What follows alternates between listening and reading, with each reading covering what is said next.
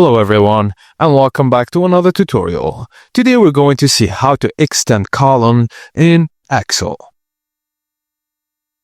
First thing first, open your Excel file, launch Excel and open the worksheet you're working on. Select the column you want to extend, click on it like A, B, C at the top of the sheet.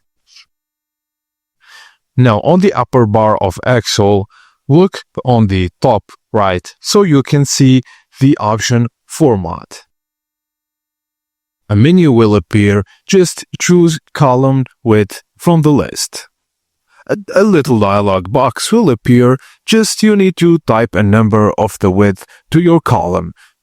By default it's 8, but you can extend it as you like. For example, 20 is good if you're gonna use long titles. So the default column width is 8.43. Try increasing it gradually to see what works best. You can select multiple columns at once and change their width together. And that's it, guys. As simple as that. Thank you for watching, and please don't forget to like and subscribe for more.